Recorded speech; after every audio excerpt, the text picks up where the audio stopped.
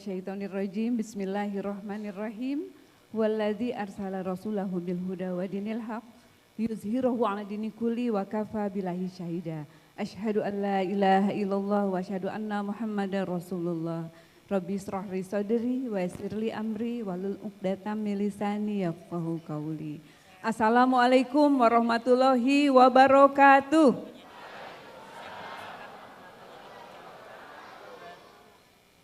Alhamdulillah, syukur kepada Allah Subhanahu wa taala, bahagia sekali pada pagi menjelang siang ini saya berada di tengah-tengah Bapak Ibu semua. Terima kasih kepada segenap jajaran pimpinan Darul Quran Mulia yang sudah memperkenankan saya hadir di sini, dan yang terbahagia yang saya hormati ayah bunda, siswa-siswi, santri Darul Quran Mulia. Kasih aplaus untuk kita semua, Masya Allah. Ada salam dari pimpinan kami, Bapak Reginanjar Agustian, untuk segenap Bapak Ibu semuanya. Ya, barangkali di sini ada alumni ISU, kami datang dari Menara 165, dari menara yang di puncaknya bertuliskan lafaz Allah. Alhamdulillah hari ini berkolaborasi dalam seminar parenting. Adapun tema yang kita bahas pada pagi hari ini adalah dekat tanpa batas. Sebelum mulai saya memperkenalkan diri saya adalah seorang ibu dari 3 orang anak. Kalau saya di sini berdiri karena memang saya sangat passionate di bidang parenting. Saya menulis buku-buku parenting, belajar bahagia, bahagia belajar. Yang kedua, bahagia mendidik, mendidik bahagia. Lalu mendidik karakter dengan karakter. Ini buku yang akan kita banyak bahas hari ini.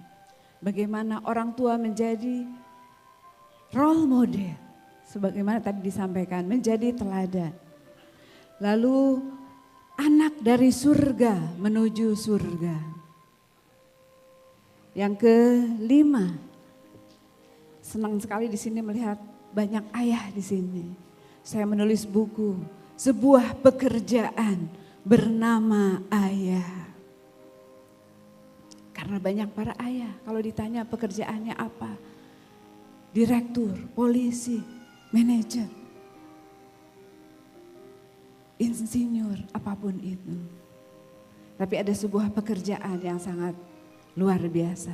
Inilah bernama ayah. Lalu yang terakhir, sekolah bernama ibu. Ya.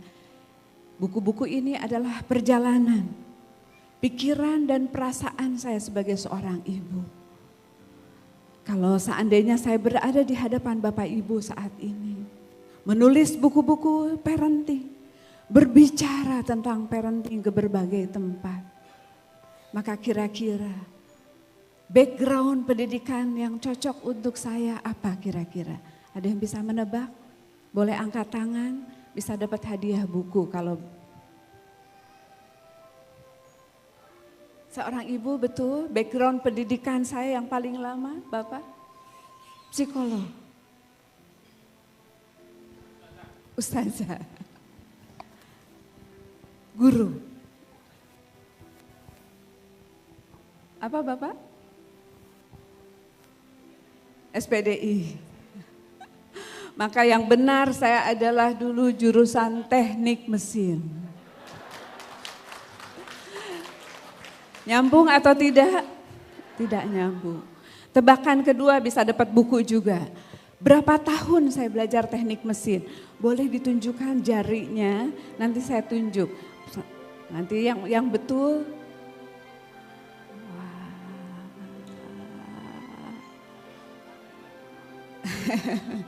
Mohon maaf, tidak ada yang benar. Jawabannya adalah 8 tahun. Lama atau lama banget? Lama banget. Mengapa lama sekali? Ya, boleh ditunjukkan CV saya. Saya 3 tahun belajar D3 di Politeknik ITB, lalu saya diangkat jadi dosen, menjadi PNS, tapi saya harus kuliah lagi S1 di ITB 5 tahun.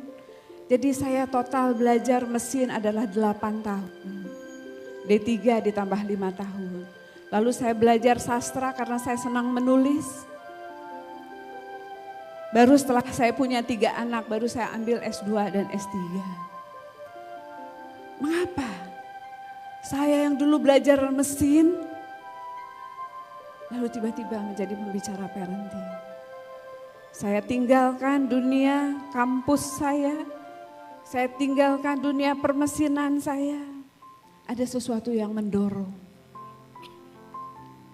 Pada suatu malam, tahun 2000, ketika kelahiran bayi yang pertama, bayi saya menangis di tengah malam. Suami saya di Jakarta, bekerja di majalah Hidayatullah, saya di Bandung sebagai PNS mengajar teknik. Saya bingung diapakan ini bayi. Diganti popok sudah, zaman dulu belum ada Pampers. Dikasih ASI sudah. Lalu digendong. Saya membaca ayat suci Al-Quran, ayat kursi. Saya baca sholawat. Tapi bayi ini tak kunjung berhenti. Dalam keadaan kebingungan tiba-tiba saya teringat. Sebagai mantan mahasiswi teknik mesin. Sebagai dosen yang juga mengajar teknik mesin. Ada satu mata kuliah. Yang namanya maintenance mesin. Ada yang tahu apa artinya?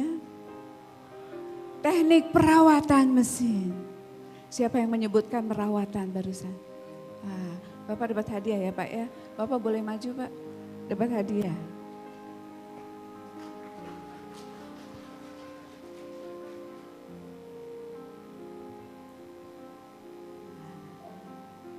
Saya kasih buku hadiah ayah ya Pak ya. Selamat membaca. Sebuah pekerjaan bernama. Dan ITB juga, Bapak jurusan apa? Fisika. Oh, kakak saya di fisika. Alhamdulillah satu alma mater, gak janjian dulu ya. Saya bingung diapain. Ini anak. Ternyata saya 8 tahun belajar merawat mesin. Untuk merawat mesin, harus tahu bagaimana efisiensi mesin. Bagaimana koefisien performance supaya kinerjanya maksimal. Itu untuk mesin, benda mati. Kalau 8 tahun itu berapa semester? 16 semester. 16 semester saya belajar bagaimana merawat mesin. Supaya mesin ini efisien, supaya mesin ini kinerjanya maksimal. Mesin benda mati. Lalu bagaimana dengan peran saya sebagai seorang ibu? Yang Allah titipkan, makhluk hidup yang diberikan kepada saya dalam keadaan fitrah. Bisakah saya tanpa ilmu? Bisakah saya tanpa kuliah 1 semester pun? Bayi ini akan dapat saya kembalikan kepada penciptanya juga dalam keadaan fitrah.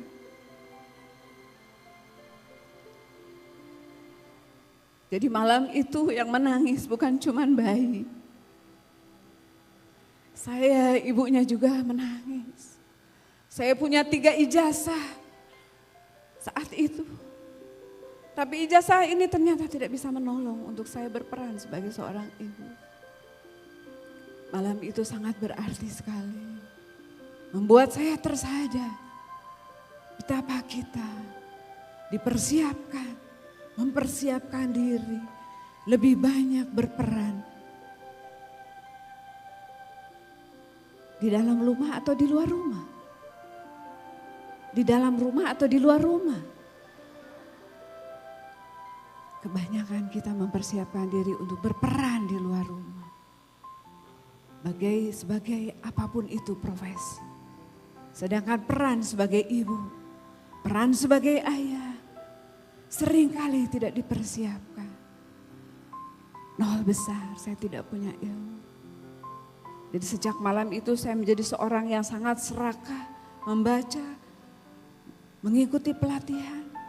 2 jam, 2 hari, 2 minggu, 2 bulan. Baru kemudian saya belajar secara formal, ilmu pendidikan.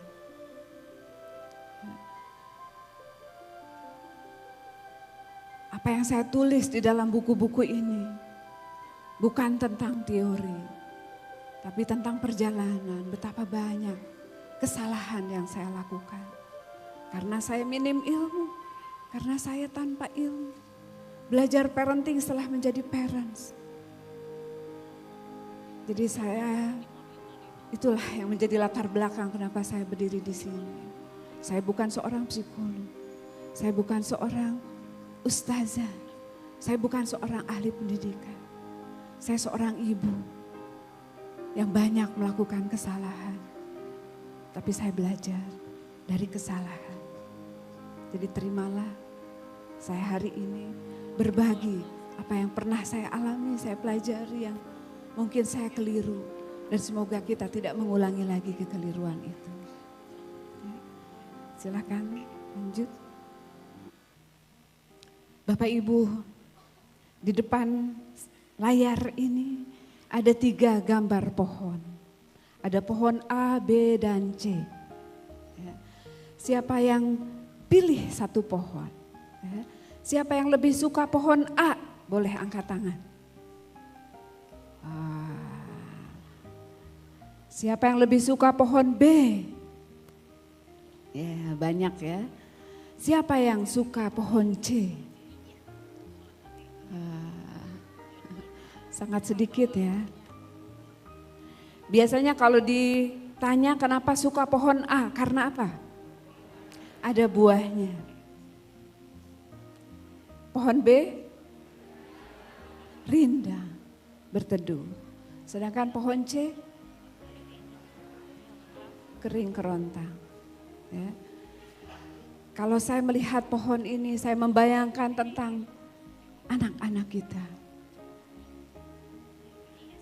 Anak-anak bagaikan benih pohon yang tumbuh besar, tumbuh dan tumbuh. Lalu ketika dewasa, maka ada anak atau manusia yang seperti pohon yang tegak.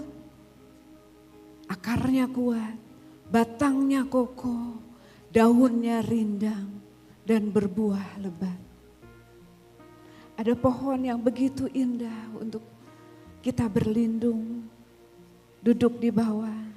Tapi ada pohon yang kering kerontang. Kalau 2 pohon itu berjatuhan buahnya, berjatuhan daunnya, bisa membuat kompos. Membuat pohon itu semakin subur. Tapi ketika pohon itu kering kerontang, jangankan dia bermanfaat untuk orang lain, untuk dirinya sendiri pun, dia tidak mendapatkan manfaat.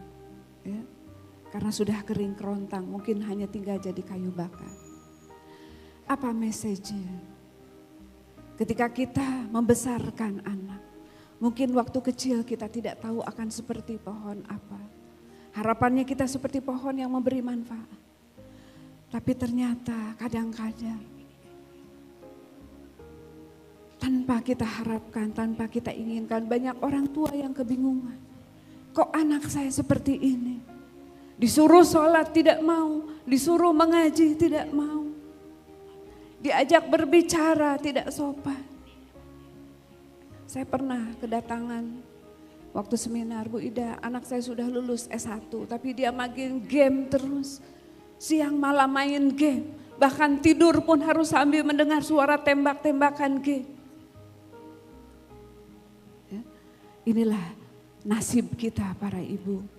Mendidik anak di era digital ternyata tidak mudah. Ada hama-hama yang mungkin menyerang pohon kita, yang membuat pohon kita menjadi kering kerontang. Bagaimana supaya pohon kita subur?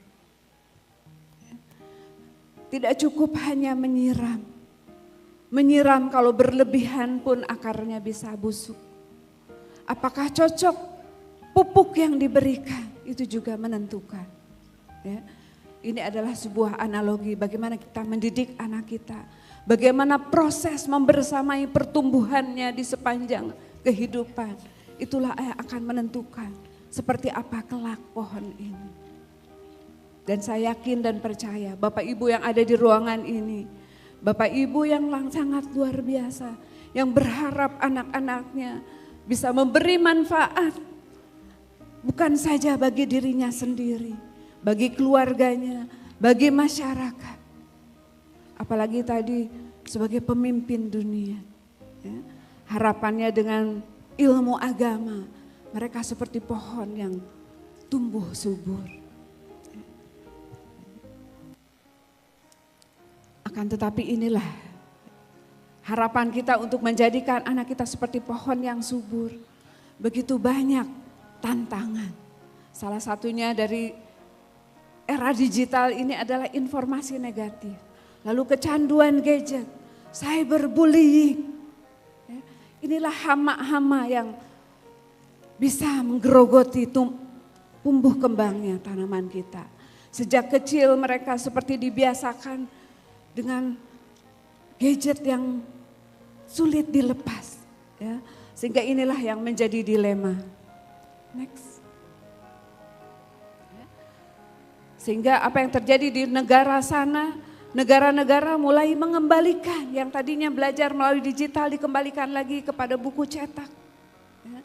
Ada fenomena brain rot, pembusukan otak akibat terlalu sering konsumsi konten-konten receh di media sosial.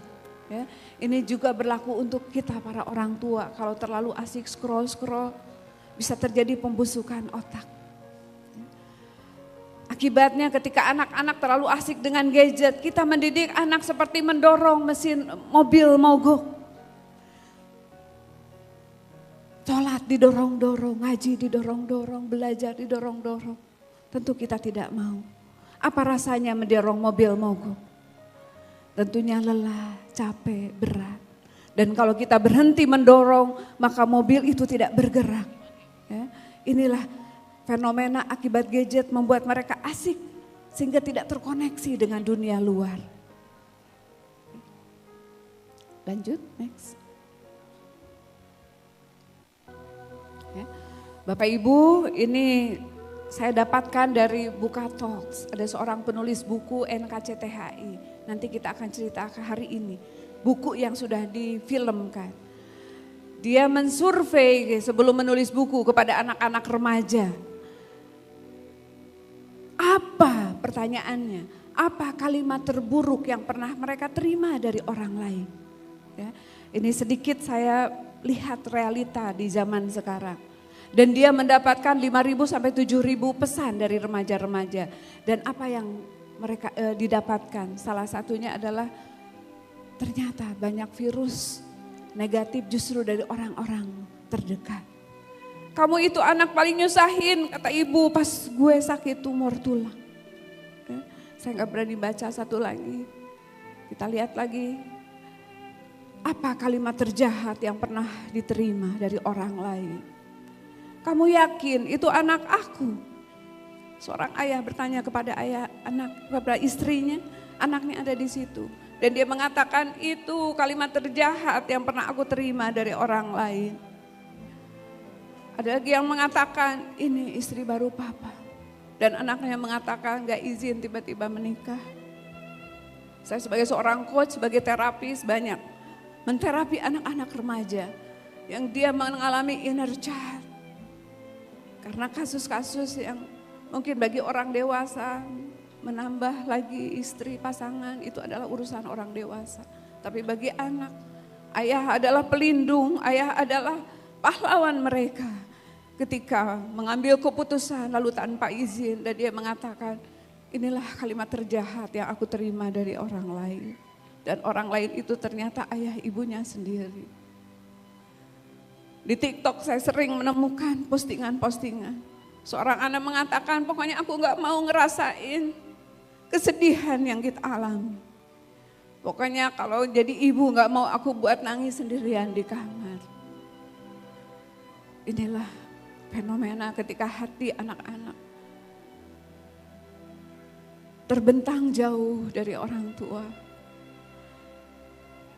Dan kalau ditanya anak-anak remaja, siapa yang lebih sering membuat down?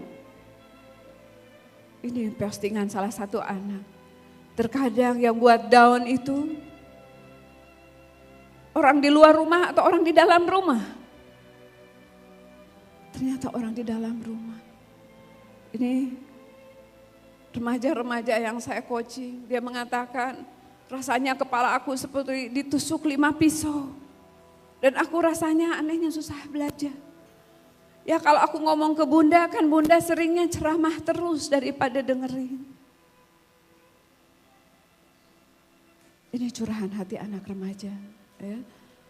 Ini juga saya dapatkan di media sosial bagaimana anak-anak menyampaikan suasana hatinya kepada orang tuanya. Lanjut.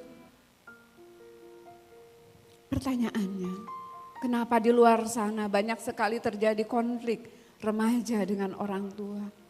Kenapa terjadi permasalahan di dalam keluarga? Ya. Kalau saya tanya ayah bunda, ya, ternyata inilah karena sesungguhnya ada rasa cinta, karena sesungguhnya ada itikat baik orang tua, namun tidak dikomunikasikan sedemikian rupa sehingga cinta dan niat baik orang tua itu dirasakan oleh anak. Ini fenomenanya, bukan gak sayang, bukan gak cinta, bukan gak ada niat baik, tapi niat baik dan cinta itu tidak dirasakan oleh anak-anak. Sehingga itulah kenapa banyak di media sosial fenomena anak-anak komplain marah terhadap orang tuanya. Lanjut, next. Kalau kita mempelajari dalam psikologi dan sosiologi ada istilah family relationship. Family relationship adalah hubungan terdekat seseorang. Hubungan yang penting dalam menginvestasikan waktu, tenaga, perasaan dan materi. Kalau kita tanya anak-anak sekarang, hubungan terdekatnya dengan siapa? Apakah dengan orang tuanya atau dengan gadgetnya? Mereka curhat kepada orang tuanya atau curhat di gadget. Kalau kita lihat, mereka lebih banyak nyaman curhat di gadgetnya. Bahkan ada anak yang menulis di media sosial, ini teman keponakan saya. Duh lapar nih, tapi di bawah di meja makan ada bonyok. Siapa bonyok? Ada bokap nyokap. Dan dia lebih baik menahan lapar daripada harus satu meja makan dengan orang tuanya. Inilah family relationship yang saat ini digerogoti dengan adanya gadget. Ini masalah saya juga. Saya punya 3 anak yang remaja, dewasa. Ini juga tantangannya. Ya. Next. Ya. Dan ketika kita tidak ada kedekatan, ya, di dalam surat Az-Zumar dikatakan, sesungguhnya orang-orang yang rugi ialah orang yang kehilangan diri mereka sendiri dan keluarganya pada hari kiamat. Karena kegagalannya mendidik di dunia. Ingatlah yang demikian itu adalah kerugian yang nyata. Saya membaca ayat ini tergetar. Yang rugi ternyata bukan bisnis bangkrut. Bukan kehilangan harta benda. Yang kerugian yang sesungguhnya adalah kehilangan diri mereka dan keluarganya pada hari kiamat. Dan ini mudah-mudahan harapan menyekolahkan di anak-anak di boarding, di pesantren adalah kita nggak mau seperti ini. Itulah pendidikan tidak hanya bisa menyerahkan kepada lembaga pendidikan. Pendidikan harus kembali juga kepada orang tua. Sebagaimana ayat Al-Quran yang mengatakan, ya ayyuhalladzina amanu qu anfusakum wa ahlikum naru. Kita tahu ayatnya, jagalah dirimu dan keluargamu dari api neraka. Artinya inilah peran penting orang tua. Mengambil peran meskipun sudah anak-anak aman berada di boarding. Ya, tetap tanggung jawab mendidik ada pada kita para orang tua. Ya, di dalam ayat Al-Quran. Di dalam Al-Quran ada 4 istilah tentang anak. Ya, saya baca di sana ada tulisan-tulisan dorong doa ingin jadi qurrata ayun. Inilah ada 4 istilah. 1 qurrata ayun, penyejuk pandangan. Yang kedua zinnatun, perhiasan. Namun anak juga ternyata adalah fitnah dan atau cobaan. Dan yang keempat, anak itu bisa jadi musuh. Ayah bunda sekalian, kalau ini nomor 1, 2, 3, 4, ayah bunda ingin nomor berapa anaknya? Yang keras ingin nomor berapa? 1 dan 2. Ingin menjadi qurrata ayun, ingin menjadi perhiasan. Akan tetapi ternyata kenyataannya anak bisa jadi musuh dan juga cobaan. Semoga anak-anak kita hanya di nomor 1, 2 saja. Ya. Oke, amin, amin, robbal alamin. Lanjut. Nah, lalu bagaimana supaya mereka bisa seperti yang kita harapkan, berada di 1 dan 2. Ya. Kita nggak bisa menasehati mereka, kita nggak bisa bicara kepada mereka kalau tidak ada connection, kalau kita tidak ada kedekatan, kalau ada batas pemisah antara kita dan anak kita. Ya. Maka istilahnya adalah start connection before correction. Sebelum mengkoreksi, sebelum memperbaiki, sebelum menasehati, mulai dengan connection. Inilah yang penting, bagaimana kita membangun bonding, membangun kedekatan dengan mereka. Supaya apapun yang kita sampaikan masuk ke hati sanubarinya, masuk ke dalam jiwanya. Kita lihat sedikit perjalanan remaja. Lanjut ya. Untuk bisa dekat dengan remaja, kita perlu paham otak remaja ya dalam waktu singkat. Karena waktunya sangat terbatas ya. Kalau Bapak Ibu melihat anak-anak mungkin badannya sudah lebih tinggi dari kita. Ya. Akan tetapi otaknya ukurannya masih 80% dari otak dewasa.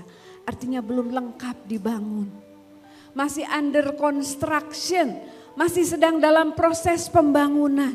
Kalau rumah sedang dibangun suka ada tulisan betul under construction. Ya. Karena rumah itu belum aman, belum nyaman, belum selesai, jendelanya masih bolong, atapnya mungkin belum tertutup, sehingga sering menimbulkan rasa tidak nyaman.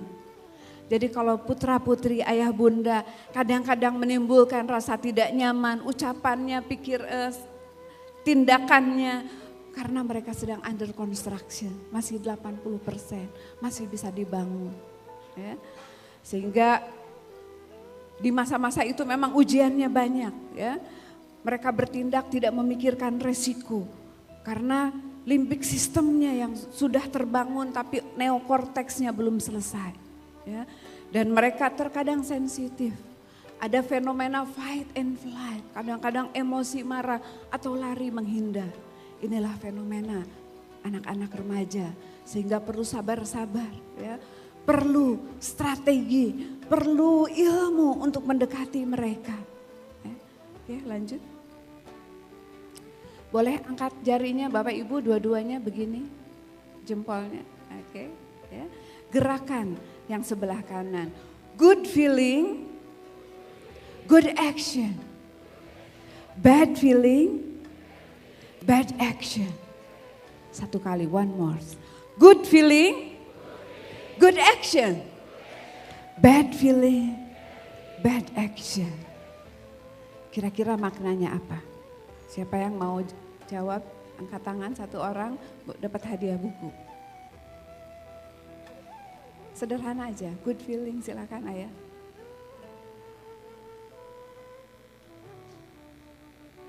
Feeling, apa feeling? Perasaan? Baik, maka tindakannya juga baik. Oke, kasih aplaus untuk ayah. Ya. Mau hadiah yang mana ayah bukunya? Mau bunda yang pilih? Boleh, silakan. Mau yang mana? Oke, buat bundanya. Terima kasih, alhamdulillah ya. Tadi bagaimana supaya kata-kata kita didengar oleh anak kita, bagaimana perilaku anak kita supaya baik ditentukan oleh apanya? Feelingnya harus baik, maka perilakunya akan baik, tindakannya akan baik, ujiannya akan baik, nilainya akan baik. Akan tetapi kalau bad feeling, bad action, perilakunya juga tidak akan baik, tindakannya, prestasinya juga tidak akan baik. Ya, sama kita orang dewasa juga begitu. Bunda-bunda pernah masak dalam keadaan bad feeling, kira-kira masakannya bagaimana? Gak enak, keasinan, pahit. Ada yang bilang gak ada rasanya, kenapa gak ada rasanya? Karena gak masak. Kalau bad feeling gak masak.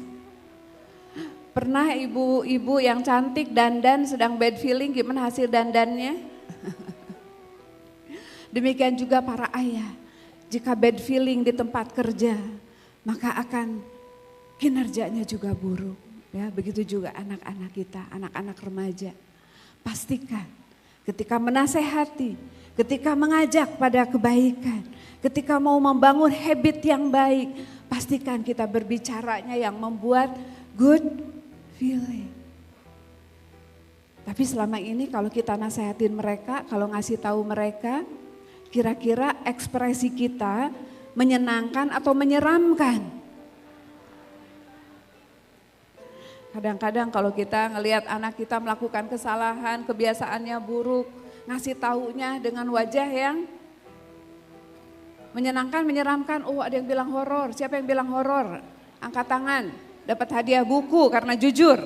Oke, maju yang jujur. Tadi ada suara ibu bilang horor. Boleh maju siapa? Dapat hadiah. Nanti boleh menemui saya ya. Oke.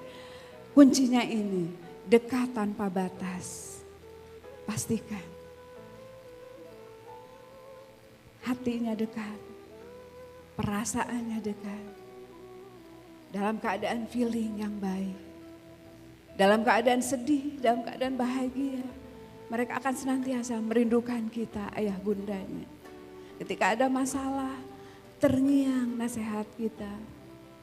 Ketika sedang sedih, teringat senyuman di wajah bundanya. Ketika mengalami permasalahan-permasalahan berat, sendirian mungkin sedang di luar sana, di dalam pondok. Karena dekat, automatically langsung teringat pesan ayah, pesan bunda. Good feeling, good action. Pastikan ketika kita memberikan, menanamkan nilai-nilai yang baik dalam keadaan feeling yang baik. Ya. Ini terakhir, siapa anak kita sesungguhnya, siapa diri kita. Ya. Ada sebuah pepatah, every human is God masterpiece. Mari kita ucapkan sama-sama, every human is God masterpiece. Apa artinya? Setiap manusia adalah maha karyanya Allah. Kreatif dan memiliki potensi. Boleh ditengok kiri kanannya, siapa di kiri kanannya? Every human is God masterpiece. Siapa anak kita? Every human is God masterpiece. Dia juga maha karyanya Allah. Dan siapa diri kita? Diri kita juga maha karyanya Allah. Kreatif dan memiliki potensi. Setiap manusia adalah khalifah Allah. Dilahirkan ke muka bumi untuk menjadi pemimpin. Dibekali potensi yang luar biasa. Diberikan kreativitas yang luar biasa. Maka potensi itu akan terbangkitkan. Kreativitas itu akan tumbuh. Apabila support sistemnya mendukung. Apabila sebagai orang tua kita senantiasa memberikan pupuk yang benar. Ketika ada hama, kita buang hamanya. Kita yakin anak kita adalah mahakarya Allah. Insya Allah dengan keyakinan anak kita adalah mahakarya Allah. Anak kita akan menjadi hamba dan khalifah Allah. Laqad khalaqnal insana fi ahsani taqwim. Allah sudah katakan di dalam Al-Quran, manusia diciptakan dengan sebaik-baiknya. Bahkan malaikat saja bersujud kepada manusia. Terlebih lagi iblis. Karena manusia adalah mahakarya Allah, handmade-nya Allah. Insya Allah dengan para orang tua yang senantiasa memberikan siraman positif. Memberikan role model yang baik, contoh yang benar. Punya kedekatan yang spesial dengan ucapan yang menghangatkan hati, menyejukkan hati. Dengan doa, lafaz-lafaz doa yang senantiasa menggetarkan ars. Dengan contoh perilaku yang benar. Maka insya Allah anak kita dilahirkan, dititipkan kepada kita sebagai mahakaryanya Allah. Dan dia berpulang kepada penciptanya juga dalam keadaan sebagai mahakarya Allah. Kita aminkan, amin ya rabbal alamin. Mohon maaf karena waktunya tidak memungkinkan saya selesaikan sampai di sini. Masih ada satu sesi sahabat saya Bunda Feni Rika Rianti. Beliau adalah trainer kids dan teen yang sudah keliling Indonesia bahkan ke luar negeri. Mari kita akan sama-sama bermuhasabah, merenungkan hati, merefleksikan diri. Semoga kita pulang dengan membawa semangat baru, dengan membawa inspirasi baru untuk bisa memberikan yang terbaik kepada putra-putri kita. Demikian dari saya, wabillahi taufiq wal hidayah. Mohon maaf lahir batin jika ada kekurangan. Wassalamualaikum warahmatullahi wabarakatuh. Waalaikumsalam warahmatullahi wabarakatuh. Terima kasih Coach Ida yang telah menyampaikan materinya. Luar biasa. Bapak Ibu semuanya, Masya Allah, Cak. Iya.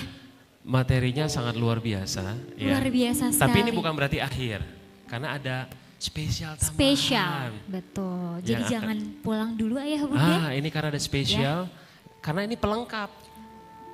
Pelengkap yang formulanya jadi lengkap gitu. Jadi obatnya top chair ya. Setelah kita tahu bahwa ada start, ada before, ada connection family dan seterusnya, maka kita akan merefleksikan diri kita.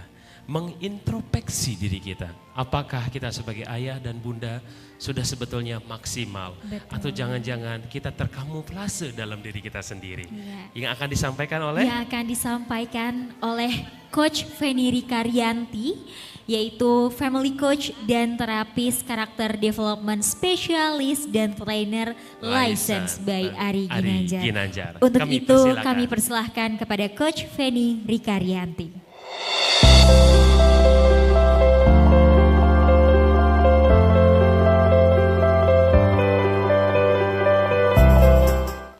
Bismillahirrahmanirrahim.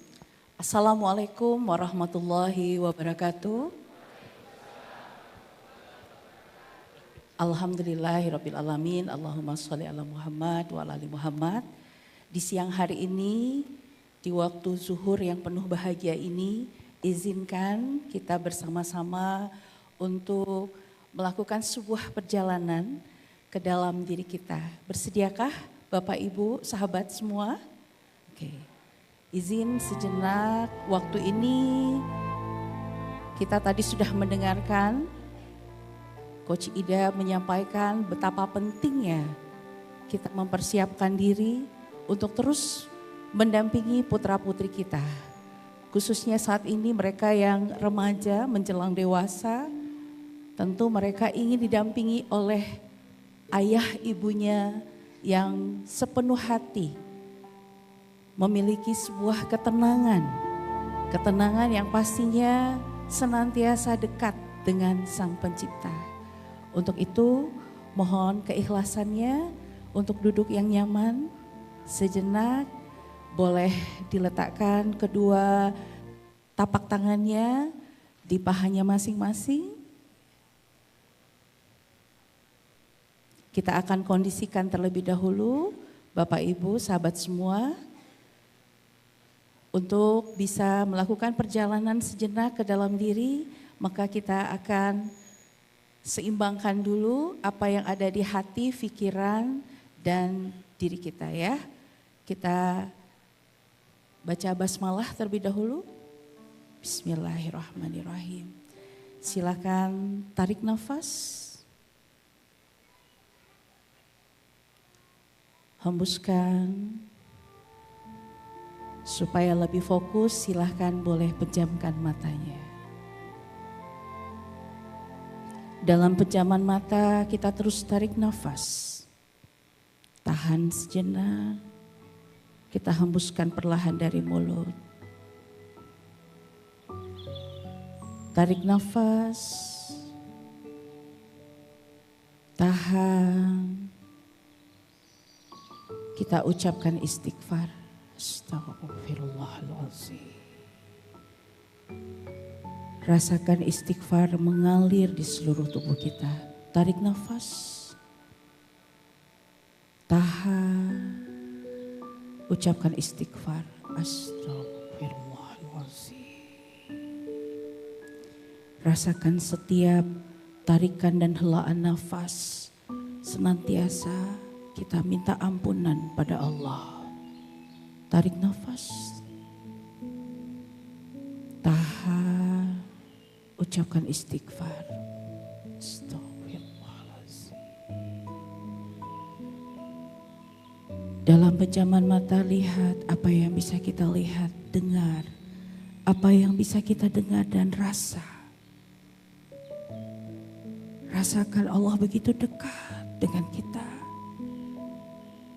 Rasakan kasih sayangnya membelai tubuh kita. Rasakan semuanya kita serahkan. Berserah sepenuhnya kepada Dia yang menciptakan kita. Atas izin Allah, kita minta dalam hati kita, ya Allah, izinkan kami sebagai orang tua yang Engkau pilih membersamai anak-anak kami, ya Allah. Yang Kau titipkan kepada kami, izinkan kami selesai dengan diri kami terlebih dahulu, ya Allah. Izinkan. Terus sekarang bayangkan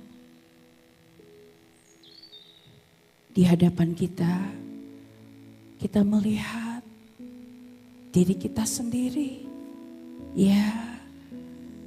Diri ayah atau bunda ada di hadapan. Kita melihat wajah kita sendiri. Dan bayangkan kita sapa diri kita dan katakan pada diri kita, terima kasih ya. Terima kasih sudah bersama sampai hari ini. Maaf apabila selama ini aku masih zolim dengan diriku ini. Namun hari ini kita minta ampun terus sama Allah. Kita terus diingatkan setiap langkah kita, diberi kesadaran sepenuhnya. Apa yang sudah kita lakukan ataupun yang belum. Kita terus minta kekuatan dari Allah, ya wahai diri. Dan katakan pada diri kita, saya menerima diri saya apa adanya. Saya maafkan semua yang sudah berlalu, semua yang pernah hadir di dalam hidup saya. Saya memaafkan.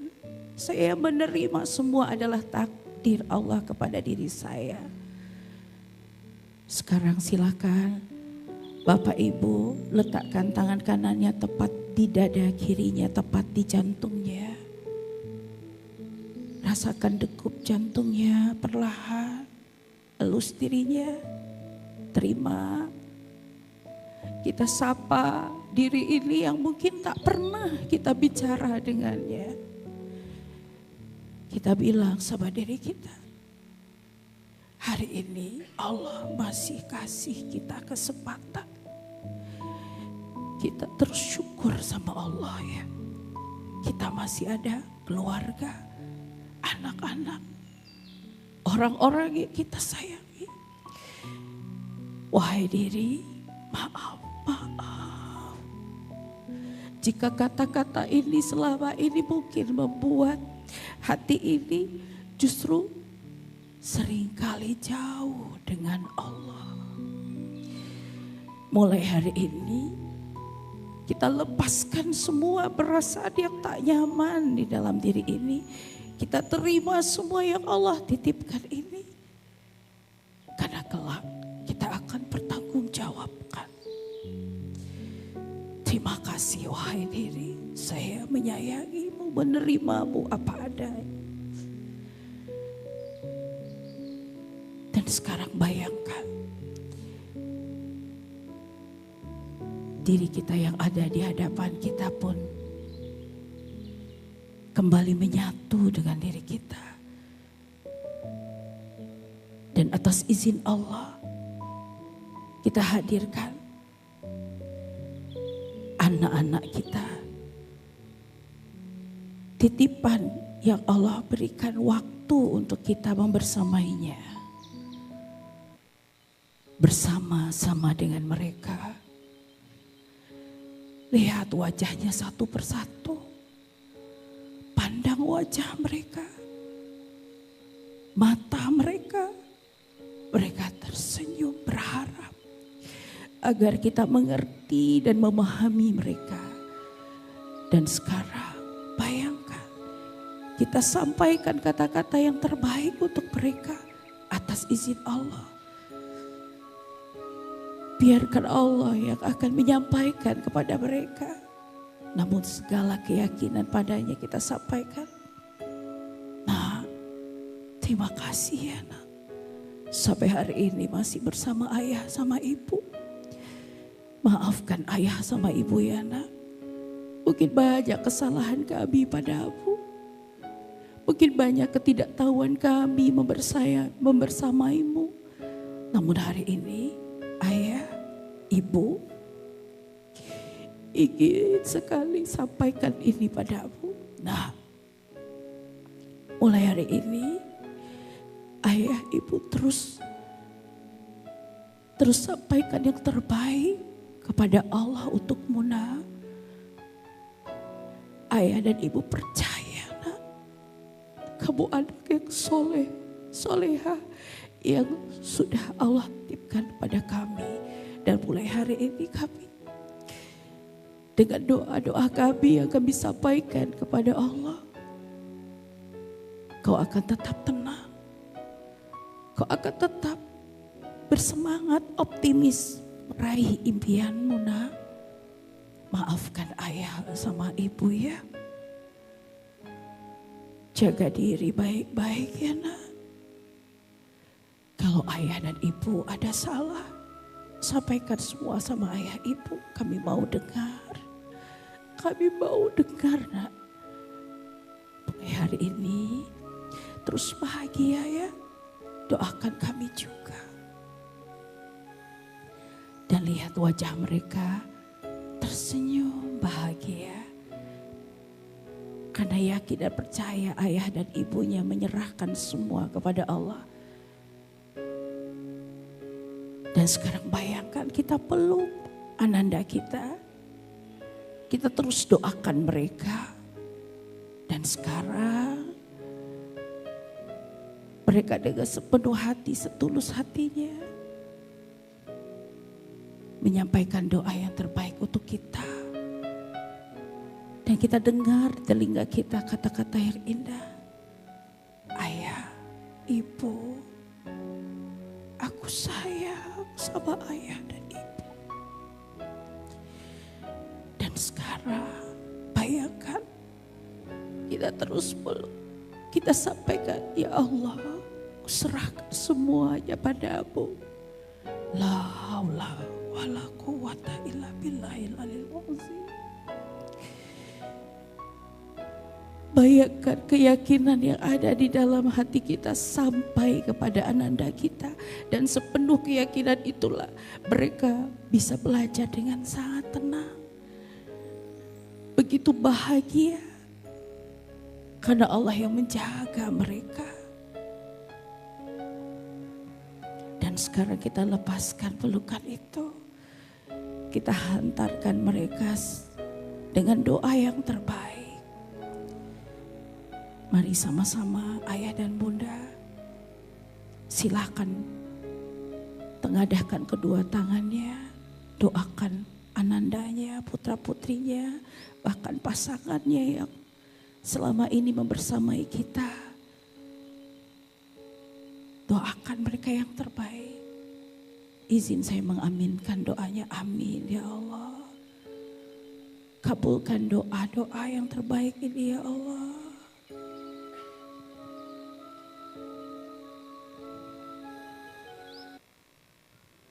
Amin ya Allah. Amin ya Allah. Bantu ayah ibu yang ada di ruangan ini ya Allah. Sayangi ayah dan ibu, bahkan guru-guru yang ada di sekolah ini. Sirami kami dengan cahaya-Mu ya Allah. Izinkan ya Allah, Engkau yang maha melihat, Engkau yang maha mendengar. Engkau tahu yang terbaik buat kami semua. Bantu kami. Bantu guru-guru yang ada membersamai anak-anak kami. Izinkan ya Allah mereka paham apa yang harus mereka lakukan dalam hidupnya. Kami yakin dan percaya tak ada yang sia-sia. Tak ada sebuah kebetulan, semua takdir-Mu indah. Dan izinkan kelak kami bisa menyelamatkan keluarga kami sampai ke syurga-Mu. Bahkan meninggalkan dunia ini husnul khotimah. La ilaha illa anta subhanaka inni kuntu minadh dhalimin.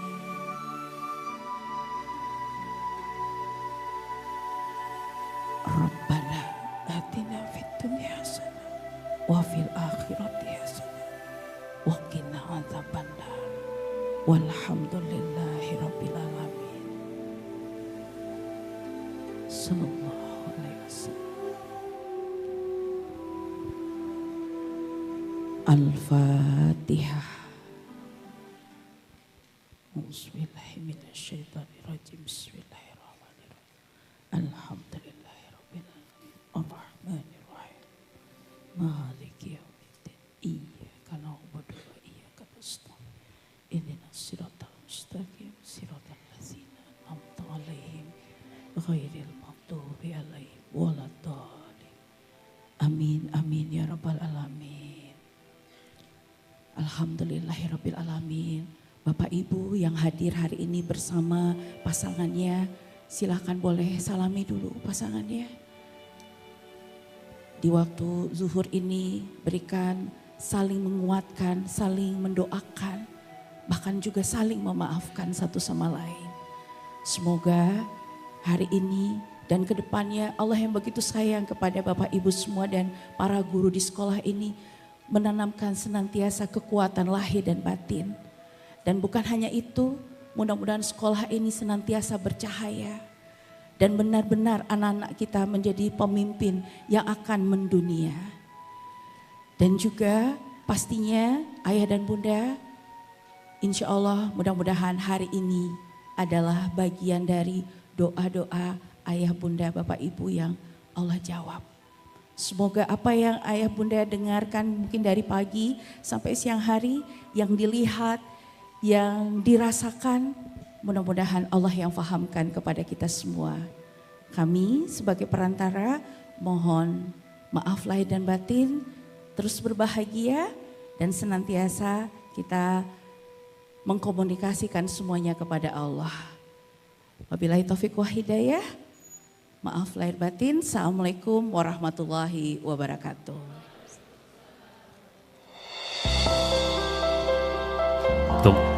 Wah.